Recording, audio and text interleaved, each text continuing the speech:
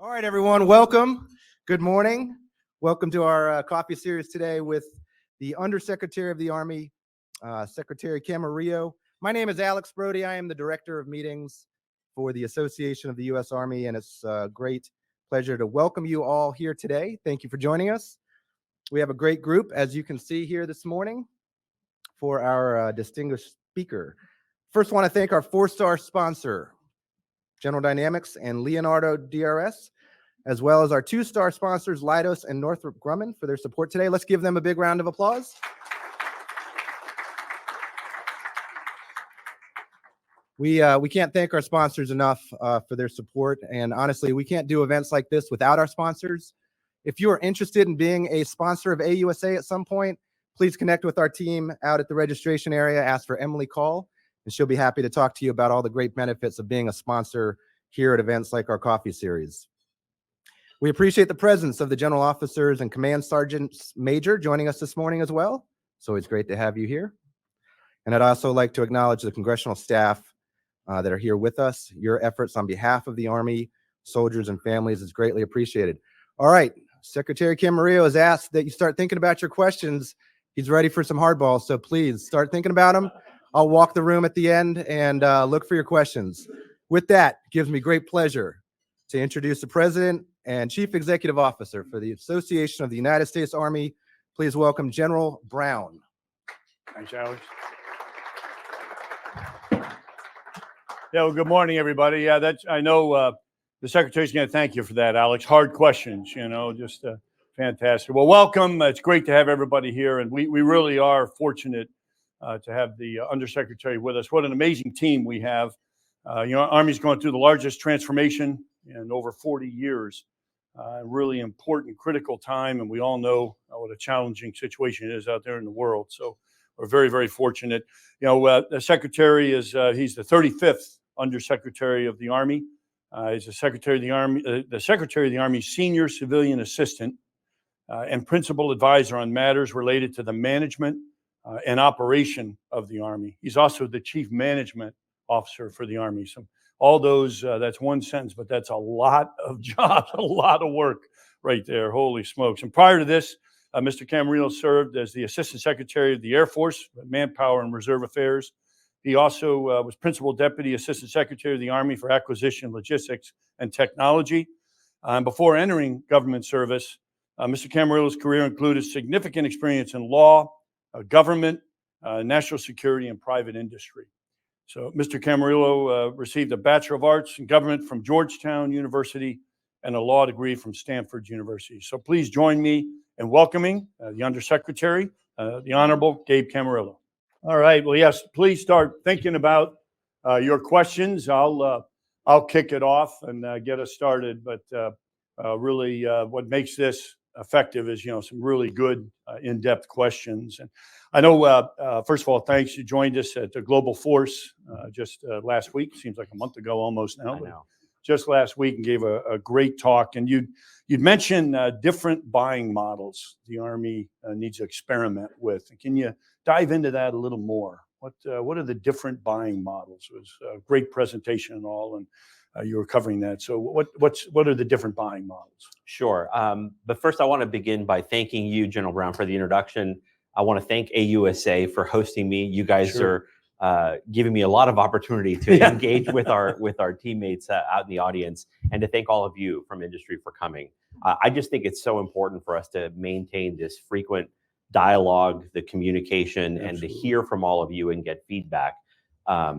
You know, there's so much that we focus in on in the building, particularly as we're getting, you know, budgets ready and released, and we're reacting to questions that come from Congress. So it's good to also make sure that I touch base with all of you in the audience. So thank you very much.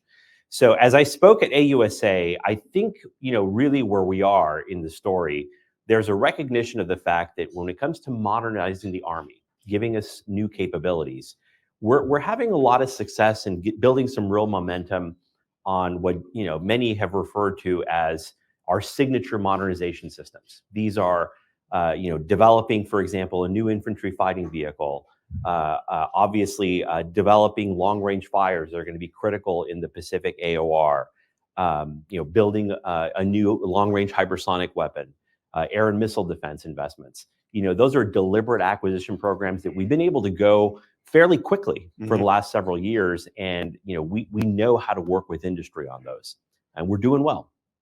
There is a subset of capabilities that the Army needs where, the current way that we do business needs to change. And you've heard me talk about it a lot. You've heard Secretary Warmoth and the Chief talk about it pretty frequently. And I think all of us in the department recognize it. And that subset of capabilities are typically, very software defined. They have, in many cases, commercial variants. And often what is really happening is you have the technology cycles, the refresh cycles are far outpacing our buying models. And often those buying models are driven by the 2-year appropriation process. And they're also driven by just the normal way that we do business, which is a much more deliberate process. So we have to, in many ways, find a new way to get after that subset of capabilities differently. And the examples I always give, tactical UAS systems are evolving very quickly. Counter UAS systems are evolving very quickly. Of course, most software that has commercial components to it is evolving very quickly.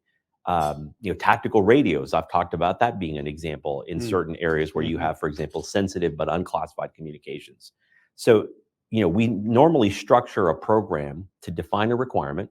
We develop it over a set number of years and we test the capability. And then we plan for a procurement cycle that goes out into the out years. That works great if you're thinking about IFPC or if you are thinking about, XM30. But when you're looking at a subsystem of capabilities that don't lend themselves easily to that model, we've got to figure out another way to do it. And the reason I talk about it as a different buying model is, on the one hand, you want to incentivize industry to innovate, and they need to understand that there's a revenue stream, that they can make a profit, and that there's some incentive for them to continue to invest their own internal R&D. And on the same side, we want to be able to pivot over time so that we can adjust to what vendors and the market will provide in terms of innovation. I'll give one last example, and that's IVAS, a great capability that the Army developed a program for several years ago. And as we started that program, I think the way it was structured, didn't account for the fact that there would be continuous hardware and software upgrades to that capability. We have since restructured it to account for that. But that's a good learning example of where we need to kind of look at the way we do programs in some of these areas to enable us to have that flexibility. That's a great point. And it gets at that age-old problem. By the time you purchase it, it's out of date.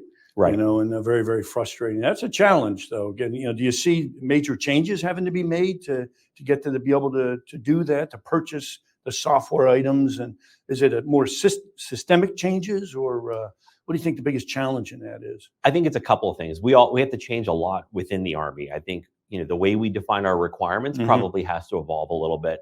How we structure our programs in this space certainly have to change.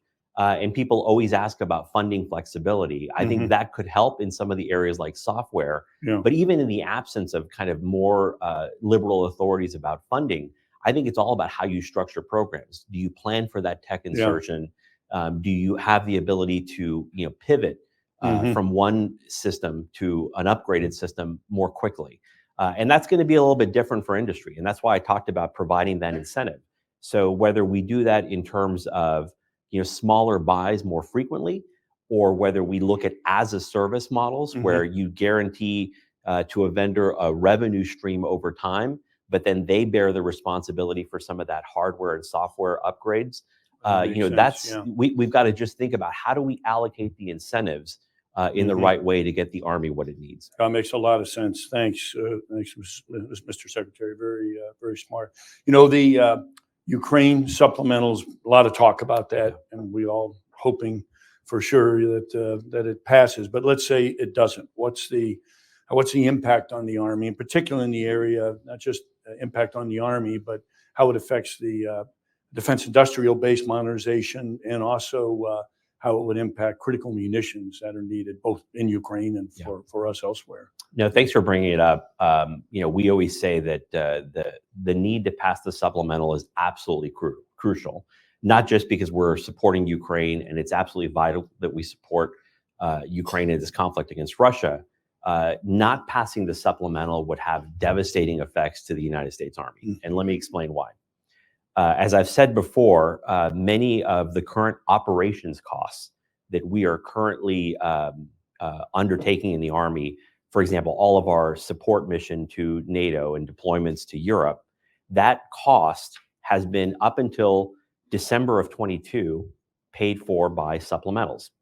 Since December of 22, we have been essentially cash flowing, December of 23, we have been cash flowing a lot of those costs with our own internal Army funding.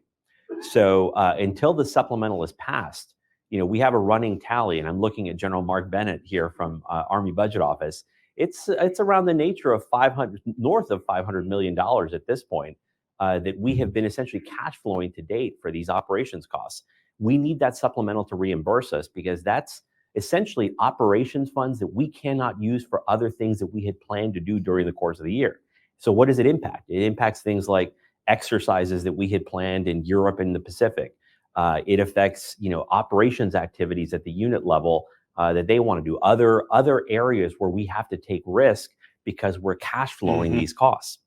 And second example is, the area of procurement that is in the supplemental. This is all through the replenishment funding. We had said very clearly, for example, the need for 155 artillery to be able to produce it at a rate of 100,000 rounds per month by the end of 2025. We can only get there if two things happen in the supplemental. First of all, if we get some of the investment for facilities that are in that bill, and again, that goes to domestic sources like Army ammunition plants at Scranton and at Holston and some of our vendor base. The other thing that we need are the procurement of critical munitions, which is part of the supplemental. So it's vital to the industrial base. It generates jobs here in the United States. It supports our ally in Ukraine, and it definitely reflects our commitment to that cause. So it's vital for the Army that we get that supplemental passed. That's even bigger impact than I realized. So thanks for explaining that. That's critical. In the 25 budget, there's a whole bunch on counter-drone capabilities, which makes sense. Can you explain a little more detail how this will impact this threat that's worldwide now, these particularly small unmanned aerial systems and the counter-drone? How will that FY25, we get that, how will that impact that? Absolutely. It's a great question. I'll start by saying this. I'm frequently asked, what are the lessons learned from Ukraine? And we see it not just in Ukraine and in Europe, but we see it in CENTCOM and all over the world. The nature of warfare, as everyone likes to say, is constantly evolving, but the threat of UAVs, small UAVs in particular, is here to stay. And I think we've seen that pretty consistently over the last few years. This is an area that the technology continues to become lower cost, more accessible, and is proliferating. And the cost factor for us to be able to defeat these threats can be very, very expensive if we use traditional approaches that are really based on air and missile defense principles. So as we look ahead, and certainly what's in our budget, it is how do we make sure, first and foremost, we protect our soldiers. That's mission number one. But also, how do we make sure that we are making the right types of investments to grow our counter UAS capabilities in a way that enables us to have more options over time. Right. So we're investing in our programs of record, MLIDs and FSLIDs. We're investing in more interceptors like Coyote and others. We're looking at R&D on the directed energy side. So that's in the FY25 budget. So that includes high energy lasers, high powered microwave systems.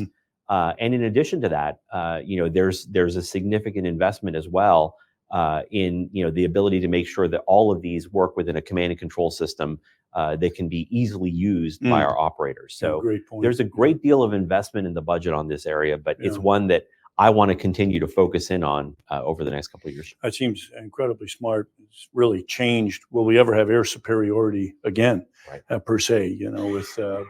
as you mentioned, so cheap and the technology increasing. So that's great. Thanks for that summary. Finally, I think you recently were at Project Convergence, which has been a very successful, really combined joint experimental program. Can you give us an update what you saw, and are you encouraged from what you saw at Project Convergence, or were there did we discover more issues than we thought, or how was your visit there?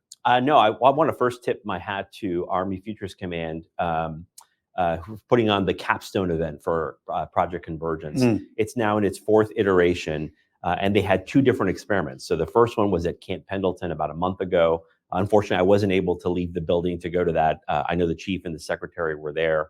And then I went to the second one, which was a demonstration at Fort Irwin at the National Training Center. The first one was really focused primarily on integrated air and missile defense from a joint perspective. And what they were able to successfully do was show that we could pass target tracks from multiple joint sensors to different joint effectors within an architecture that was truly combined in a way that we had never done before. So I was really encouraged from what I saw secondhand on that front. When I went to the NTC at Fort Irwin, it was a very different emphasis. It was focusing on experimentation, primarily on the area of integration of human-machine teaming, and it was primarily in the area of experimentation on things like robotic combat vehicles, support vehicles, ground robots, drones, a whole manner of things that were put into a battalion-sized demonstration. And really what we were able to witness there was the first live fire ever done that incorporated ground robots. Yeah, that's fascinating. Yeah, with, so it was really cool. Extensive robotics within the live fire. That's great. Yeah, and I'll just say why it's so important. Obviously, I think every service, to include the Army, is recognizing that it's time to get very serious about robotic systems and autonomy and how we incorporate them into the way that we operate. You see the Navy doing the same thing in undersea unmanned formations, and we are doing significant experimentation on this side. The partnership with industry is really key in all this. For many years we've talked about it, but I think understanding the CONOPS, how these are going to be employed, how they influence requirements, so that industry can tailor its R&D to kind of match that. That's where the cycles, I think, have to get a little bit quicker. And I give General Rainey a lot of credit. The way that he's going about this experimentation will help us get there. Yeah, I really, the discussions on a global force, a lot of, hey, on first contact, let's have it be a robot, not a human being, which makes a heck of a lot of sense when you think about it and as advanced as they've gotten. So great, that's super. All right, let's go to the audience. We want easy questions, I think we said, not tough ones. Softballs, yeah.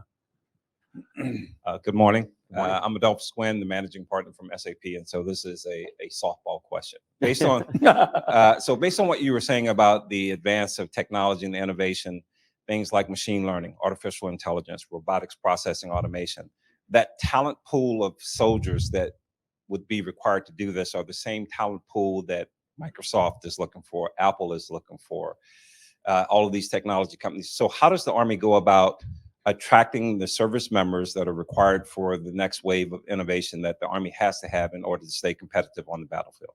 That's a great question. We are, and I hate to use the word war for talent because I think it's overused. I think that we are all competing for very similar talent pools, but for different objectives. And I do think that that's a concern that I have. I will say in the area of skill sets regarding software, AI, machine learning, it's a little bit different. I think the allocation of those skill sets between the Army and industry needs to be rightly understood. And here's what I mean by that. We rely on the industrial base to generate and develop those capabilities and provide us with cutting edge technology. I think what the Army, especially those soldiers that are in uniform, primarily have to be able to do is to rely on it, integrate it, and incorporate it into the mission objectives that they have. That's a very different skill set. One area where I think those two converge is in the exchange of information and the understanding of each other's needs, most importantly. And that's why I talked about kind of shifting some of those buying models earlier and how important that is. But I do think that one area where it can help is if there's a little bit more exchange and of information, if you will, and experience between the two sides. So the last couple of years, what have we done? We've put a lot of emphasis on soldier-centered design, soldier touch points, and things of that nature. I think on the same side, industry has made a great deal of investment in terms of understanding our problem sets or our use cases so they can develop capabilities to meet that. In the middle of all this, not to complicate it too much, I think there's some enterprise things the Army has to do that are separate from all of it. In order for us to be able to leverage AI, machine learning, we got to get our data right.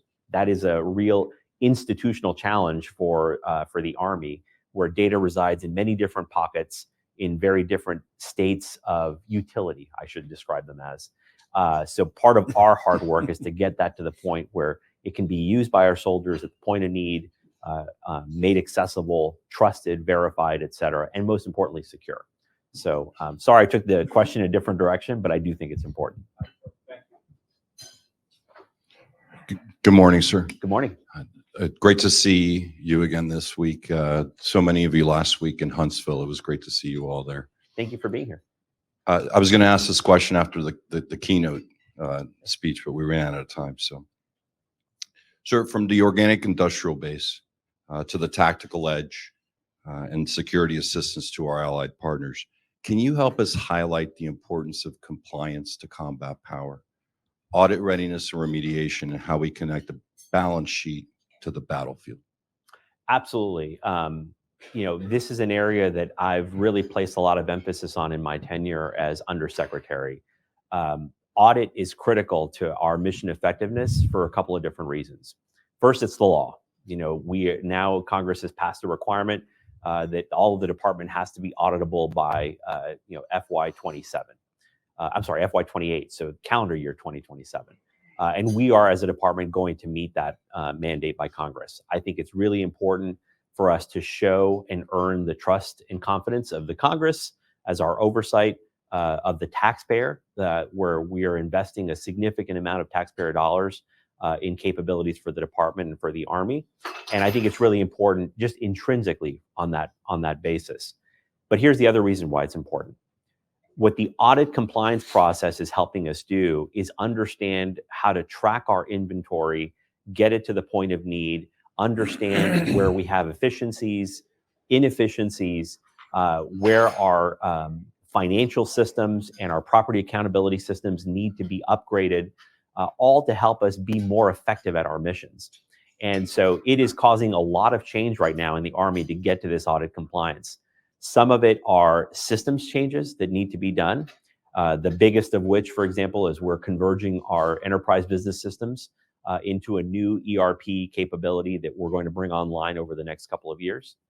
And then another example is, really just understanding, for example, some of our policies. How do they need to adapt to ensure that we are able to track our property, ensure that we have the best data on operational readiness of our weapon systems, and that we can do what we need to do on a regular basis in a far more effective manner.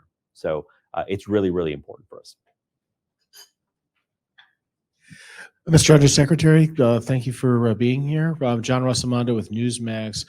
I just wanted to get clear up some confusion that I think some people who are critical of our involvement with Ukraine have. One of them is, how do we provide the munitions the Ukrainians need while at the same time being able to keep ourselves fully stocked and supported in a budgetary standpoint with China on the horizon and so forth? How do you program the budget, or is the budget that Congress is giving you adequate to doing both? Well, I mean, that's why I talked about the importance of the supplemental, because going through all of FY23, we're very grateful for the support on a bipartisan basis that the Congress has given, particularly in this area.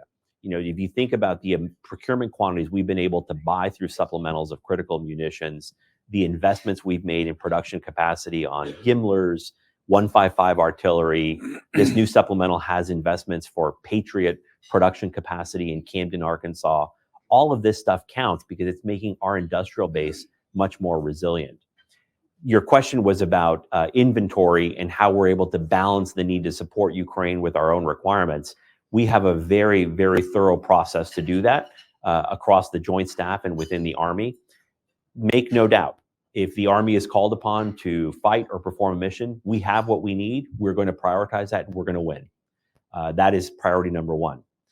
So all of our processes account for that requirement as we're calculating how we can support Ukraine as a partner. So we can do that, but we need to have continued support from the Congress on the supplemental to be able to buy back the critical inventories that we need. And it's not just even Ukraine. The most recent supplemental, for example, we had requested additional procurement dollars that is currently pending in the Senate bill that is waiting action by the House to be able to buy Coyote interceptors for counter UAS like we talked about earlier. The ability to buy more of these interceptors means that we can deploy them to more sites and ensure that we have depth to ensure that our soldiers are always protected. So again, I may be looking at it from an Army first perspective, but there's a lot of goodness in this supplemental bill that will really help us get where we need to go. Hi, Matt Boehner from Defense Daily. Thanks for doing this. I also have a few follow-ups on the supplemental. One, to double check the 500 million figure that you mentioned, cash flowing to date. That's since when? Is that December 23? I think that goes since the last supplemental was enacted. So would have to get back to you. And I'm looking at my battle buddy over here, Mark Bennett. Yes, sir. Right now, we're combined between support for CENTCOM and the income AOR, so 800 million cash flow to date since the 1st of October. 1st of October. First, Last supplemental was since 1st of October, and he said 800 or 500 million? He said 800 because he combined both Europe and CENTCOM operations. Okay, got it. Appreciate that. And then, so also following up on the supplemental, but what is your sense of confidence that ultimately this supplemental will pass and that the final form of what is eventually passed will include everything that you've kind of mentioned here so far, everything the Army needs in terms of continuing the, munitions ramp up, production ramp ups, counter UAS, everything like that in the ultimate form. Thank you. You're asking me to predict how Congress will perform. I think if I could do that confidently, I would be a very successful prognosticator.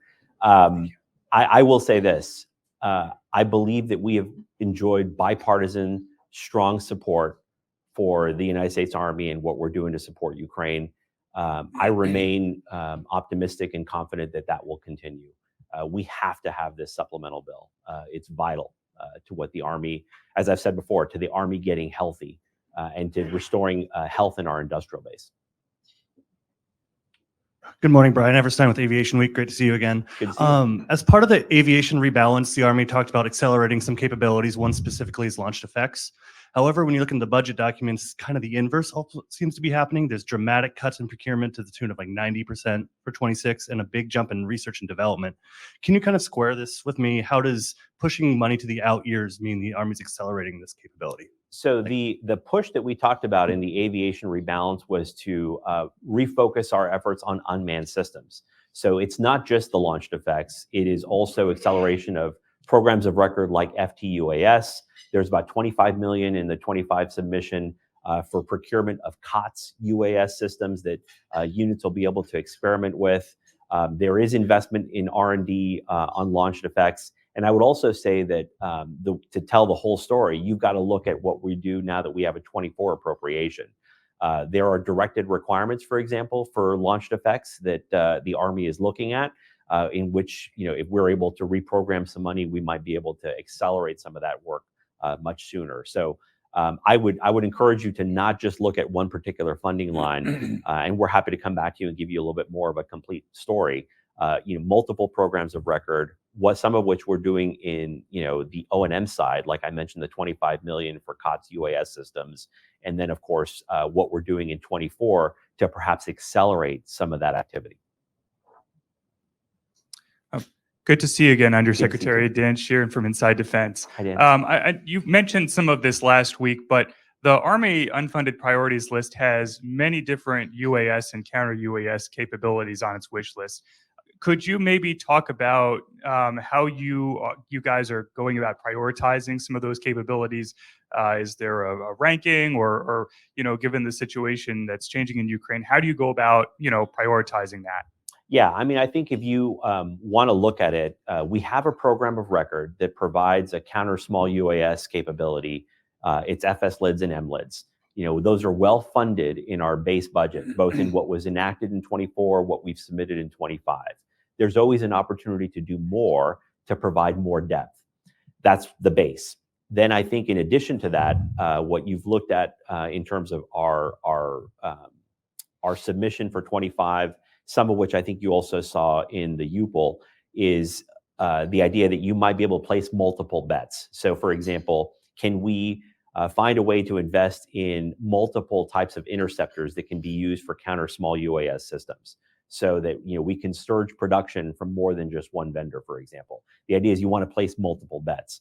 Can we encourage additional investment on the R&D side on those directed energy systems that I talked about earlier? You know, some of that is high-powered microwaves, some of it's funded in the base budget on the directed energy, high-energy laser side. And then I think another example is, you know, how are we looking at even developing lower-cost interceptors and putting some R&D money behind that to be able to, you know, generate more options for us over the long term. Again, we think that this threat is here to stay. The idea is casting multiple nets in different directions and ensuring that the way that we're looking at our overall counter small UAS investment, it's trying to provide for tech insertion opportunities at multiple points over the next several years to give us multiple options. I don't think it is one system with one specific configuration that will be used for 5 to 10 years in the exact same way against this threat. We recognize it's going to evolve, it's going to change. We've got to plug and play different components. We've got to upgrade different components over time. So if it seems a little bit scattered, that's partly by design. Yeah, hi, good morning. Scott Porter from Talus. Yeah, I brought this question home from Huntsville last week too. We've been at it a couple years now. Where do you think we are in the ambitions to do modular open systems architectures? You know, several PEOs are trying to push it. Do you think we've jumped in the full gear yet, or we're still kind of startup? No, I think we're pretty evolved actually, and I'm really pleased with where we are. For those of you that have known me for a while, I mean, 10 years ago, I was an ASAult, and, you know, we were talking a good game about, you know, MOSA and the ability to kind of own the architecture, if you will. It was very nascent, that conversation 10 years ago. It's far more advanced today. And, you know, I think whether it's what we did on Future Vertical Lift that continues to support not just the development of FLRAA, but even the rest of the aviation ecosystem, how XM30 has been designed as a requirement and how it's reflected in the different vendor designs that are coming in at this stage of the development of that program. Or if you look at our portfolio in you know, C3T and in IEWS over in Aberdeen, you know, they are really embracing with their vendor base MOSA approaches. And, you know, you are witnessing an ability to plug and play components within a card-based architecture in a way that we've never been able to do before. So, you know, it's going to greatly expand our option space. It's going to create a much more competitive dynamic. And most importantly, I think it creates, as I said earlier, more tech insertion opportunities over time. Mr. Undersecretary, sir, thank you for your comments last week and taking time today to talk to us. I just came for the breakfast. I heard they had some pretty good eggs. Sir, I'm Michael Greenberg from Decisionlands. So there was a commission that was stood up 2 years ago to look at PPPBE and how to reform it. And just last month, they came out with their final report, which was very comprehensive. There was 28 recommendations, 5 critical categories. One of them was aligning budget to strategy. The other, a couple other recommendations was using data-informed or using data to make informed decisions, 5% carryover. So do you have some initial feedback on the reform? And then also, is there some money set aside, or will there be money set aside to actually implement some of the recommendations in that document? That's a great question. I would first start by saying that I want to tip my hat and commend the commission for their really hard work. It's a combination of very talented people, some of which have had a lot of experience in the Department of Defense. Some come from the Congress, from industry. It's a great cross-section of talent. And I had the privilege of being briefed by them, I want to say it was about a month ago, or right around the time that the report was released. And they walked me through their analysis. And again, I really do think that they did a fantastic job, and they raised some really good points. Now, what I'll say about implementation is this. First of all, we're going to follow the department's lead. It is a set of recommendations that doesn't just affect, for example, the Army. It is a DoD-wide approach to taking this on. And I know that Deputy Secretary of Defense Hicks is looking at this very closely. And, we will be, as an Army, very closely nested as part of that conversation about how we adopt or implement any of the reforms that have been proposed. I know she's been very complimentary as well of some of their findings. Now, back to the specifics of what's in the report. And if we can get into it in a very detailed way, but in a nutshell, they are calling for much more transparency and collaboration with our oversight in Congress, particularly the appropriations subcommittees. I think that's always a good idea. And while I think that we in the Army side have really prioritized that conversation and transparency, I think if there's ways to do it better as we track execution over the course of the year, I think it only builds more confidence, and they are our oversight. That is their job. So I think anything we can do to support that is helpful. There's a set of recommendations that kind of talk about funding flexibility. And I think in that space, as we look at it, we're all very supportive of ways to be more agile, to try to figure out how to adopt technology more quickly, as I alluded to earlier.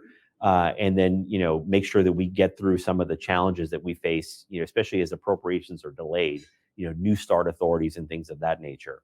So there's a lot of individual recommendations that speak to some of that I think have some merit, and we should look at them. More specifically, I think we also have to look at some of the things that we do to ourselves. So how many particular funding lines for R&D exist in the Army budget, for example? That's something we've got to look at and see if there's ways we can help ourselves a little bit, but also in the same time providing that transparency to our committees of oversight. So altogether, I think we'll take a look at the report. We'll work collaboratively across the department to kind of assess, kind of what makes sense in terms of implementation. And then we'll enter into a conversation, I think, with the Congress about the best way to move forward. I know that they're eager to have that conversation with us. Good morning, Secretary. Thank you for your time today. My question is on the URA Followon. It's my understanding that the Army is holding an industry day on the URA Followon program today. What are your expectations coming out of this industry day and for the program moving forward? Thank you. Yeah, so the requirement for an extended range cannon artillery capability remains. But I think recognizing that the S&T effort, the R&D effort that had largely been underway for the last couple of years, just faced some challenges on the engineering side that we couldn't overcome, at least not overcome without a significant investment and a longer period of developmental timeline.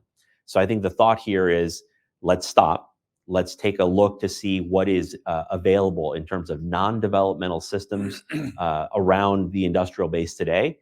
Conduct some research with industry, ultimately support some kind of a demonstration to kind of see how these systems perform. And then we'll look at that and we'll evaluate whether it makes sense to procure something that's non-developmental to meet that requirement. So I think this industry day is kind of the first step in that process. Mr. Undersecretary, I'm Mark Holland with AUSA. I'll do my very best to ask you a good question so General Brown doesn't have to talk to me later this afternoon. He runs a tight ship. He surely does. Mr. Undersecretary, the Congress has passed the FY24 Appropriations after a very lengthy continuing resolution, about 6 months. Could you please comment on how this has not been helpful for the Army for 6 months of continuing resolutions, and why it's important for Congress to now pass the FY25 appropriations in time for the new fiscal year, or if not then, soon, shortly right after the national elections? Thank you. Absolutely. And I've talked a lot about this, but if you think about conducting the missions and performing the role in our national security that the United States Army does, it is incredibly, not just unproductive, I think it is inimical to our well-being to operate under, a cycle of such delayed appropriations. So what does this really mean? Think about the things that Army leadership have talked about that we need to do. We need to deliver capabilities to soldiers that, first and foremost, protect them and give them the capabilities they need to perform the mission. We talked about, counter UAS interceptors. There was, I think, on the order of 200 Coyote interceptors in the base 24 budget that we really could have used those procurement dollars to buy them sooner. We just got those procurement dollars a week and a half ago or whenever the budget was passed. So think about when that requirement probably first was confirmed to the point in time that it showed up in the 24 submission to the point in time that Congress enacted it. That's probably about 2+ years, that have more than 2 years that have intervened in that period of time. That is very difficult to have the capabilities you want to have. Senior leaders have talked about the importance of investment in infrastructure and housing for our soldiers. Again, their well-being, quality of life, it's absolutely vital, top priority. So what did we do? We put together a budget back in, when we developed the 24 budget that had a series of MILCON investments for areas like soldier barracks that, really needed some renovation or repair or replacement. Those MILCON projects have not been able to get started, even though they were anticipated to get started in October 1st or shortly thereafter of 2023. We have been waiting up until this point in time to get the resources to be able to do that. Well, what's happened during those 6-7 months is construction costs have gone up. Probably, some other factors in terms of labor availability might have shifted over that period of time. So it's now going to cost us more money to complete those projects. It's going to take longer to actually have the upgraded barracks. And, it could be a situation where you've got, deteriorating housing conditions that you want to improve, but we can't get after it until we get the appropriations bill. And I try to give you these illustrations to put in very real terms what it means to operate under CRs or delayed appropriations, because it's easy to talk about it as aggregate numbers or process, but if you're a soldier that is facing a threat of a counter or a small UAV system that's lethal, or if you're living in a barracks that is substandard or it needs to be improved or renovated, these are very real daily things for you. And so that's why it's so important that we try to get to a cycle of predictable funding and timely appropriations for the Army. I'll just say that for 25, we remain very hopeful, and I would urge prompt, speedy passage of those appropriations bills. There's multiple reasons why. I mean, you saw in our 25 submission, we are surging investment in housing. Same thing, same cycle I just talked about again, but even greater extent. The sooner we can get started on that means that we can, take a better or have a better chance of constraining some of the long-term costs that we're facing. Thank you very much, sir. We'll help carry your message to the Hill. Thank you so much. Sir, can you hear me? Yes. Terrific presentation. George Nicholson, the Washington liaison, the Global Special Operations Forces Foundation. Last week, General Fenton and the ASD SOLEC testified in front of Congress about their serious concerns about the cuts in special operations forces coming out of the Army.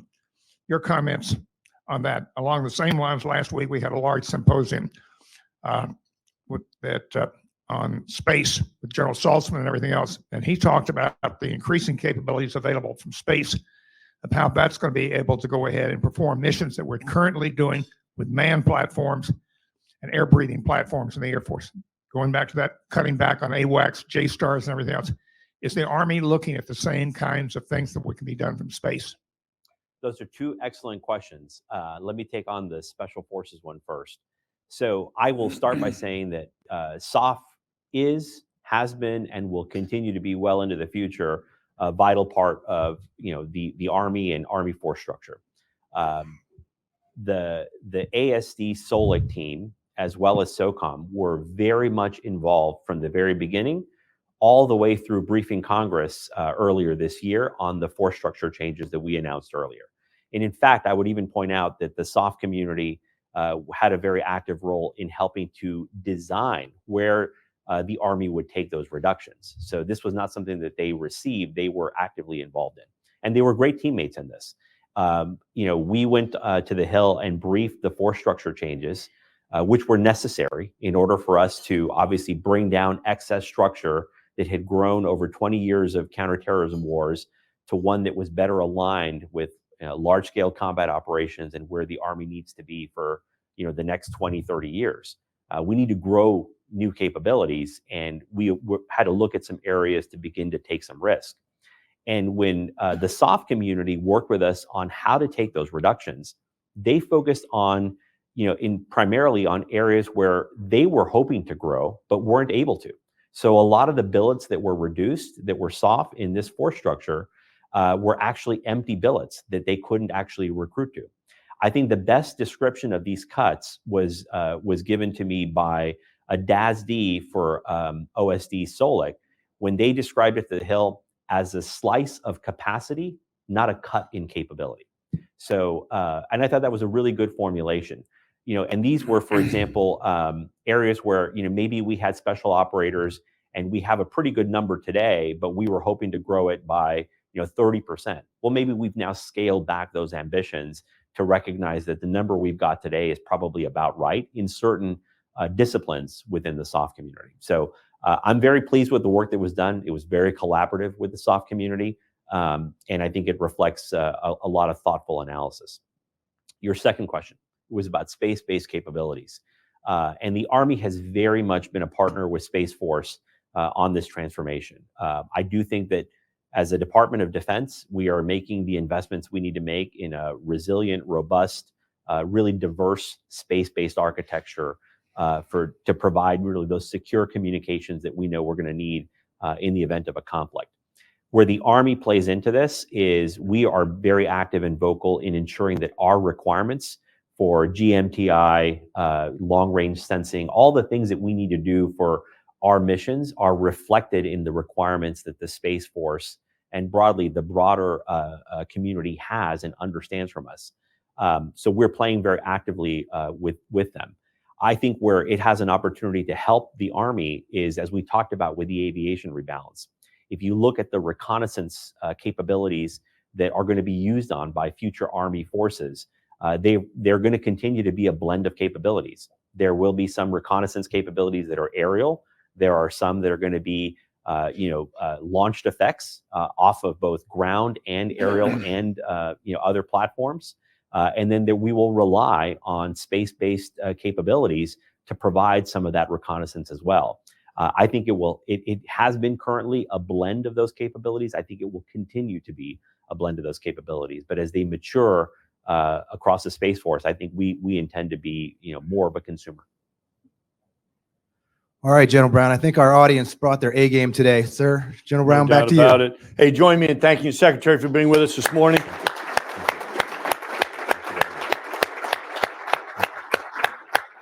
That was great, and I couldn't agree more how important it is, and thank industry for being here. We keep that close loop and answer those questions, and certainly it's a team effort to help protect our nation, no doubt about it. Before we leave, a few events coming up. Join AUSA Family Readiness for the 7th annual Operation Deploy Your Dress pop-up event. That's a spouse-led initiative. It's fantastic. It's spread across the entire Army. That's 13 April at the Women's Memorial at Arlington Cemetery. 13 April, Operation Deploy Your Dress pop-up event. I think last year we had 700 folks here at the one here at our headquarters. It's a great event. Also, Land Pack, 14 to 16 May. Land Forces Pacific. We'll have about 35 Indo-Pacific nations there. It's a premier event in the Pacific, that key theater. Be great speakers and educational opportunities, and then networking will be fantastic. Plus, it's in Hawaii. All right, so hope to see you there at Land Pack. Our next coffee series is 21 May. We'll be back here, the G8 of the Army, Lieutenant General Carl Gingrich. You won't want to miss that one. 21 May back here, coffee series. Hope to see you there. Questions on any of those events or any others, go to ausa.org and you'll be able to see all that's going on so you don't miss anything. I want to thank our sponsors again, General Dynamics and Leonardo DRS, our 4-star sponsors. Couldn't do it without you. And then finally, membership. I think everybody in here is a member. I'm almost certain. 1.5 million members strong and growing. Join the team that supports your Army. Thanks for coming. Have a great Army Day. General Brown, it's always a pleasure.